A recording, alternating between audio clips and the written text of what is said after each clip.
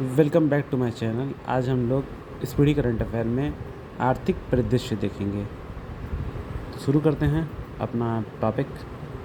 फरवरी 2026 में कुल बेरोजगारी दर 4.9%, शहरी बेरोजगारी दर 6.6% और ग्रामीण बेरोजगारी दर 4.2% हो गई है।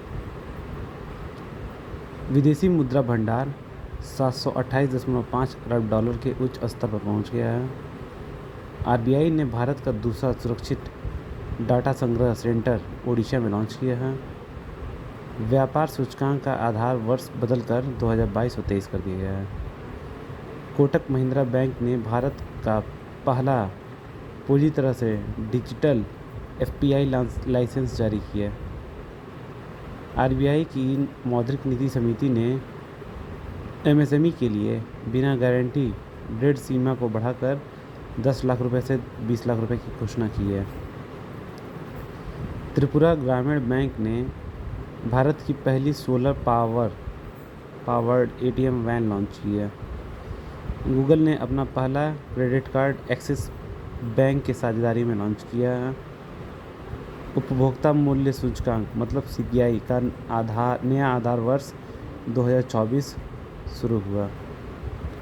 जापान को पीछे छोड़ भारत विश्व की चौथी बड़ी अर्थव्यवस्था बना। आकाशा एयर आईएटीए की हिस्सा बनने वाला 5वीं भारतीय एयरलाइन बनी। IFSS/IEC 42001 सर्टिफिकेशन पाने वाला पहली पेमेंट कंपनी बनी।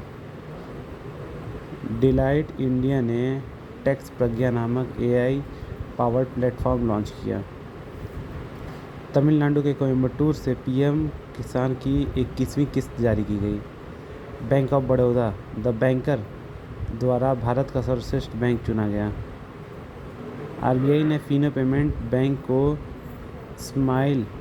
स्मॉल फाइनेंस बैंक में बदलने की मंजूरी दी। आईएमएफ ने भारत की यूपीआई के लेन देन की मात्रा के आधार पर दुनिया के सबसे बड़े रियल टाइम पेमेंट सिस्टम को रूप में मान्यता दी।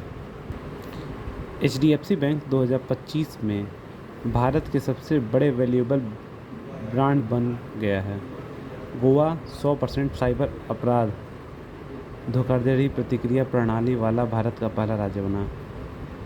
एनवीडिया $5 ट्रिलियन मार्केट वैल्यू वाली दुनिया की पहली कंपनी बनी। एसबीआई को विश्व का सर्वश्रेष्ठ उपभोक्ता बैंक 2025 नामित किया गया। हिंदुस्तान शिपयार्ड लिमिटेड को मिनी रत्न का दर्जा मिल गया। तेलंगाना सबसे ज़्यादा यूपीआई ट्रांजैक्शन करने वाला राज्य बन गया। भारत में महिला कार्यबल की भागीदारी 2023-24 में बढ़ाकर 42% हो गया। डीबीएस बैंक को एशिया का सबसे सुरक्षित बैंक घोषित किया गया। आरबीआई ने भुगतान नियामक बोर्ड की स्थापना की। केदारनाथ रोपवे का प्रोजेक्ट अडानी ग्रुप को मिला।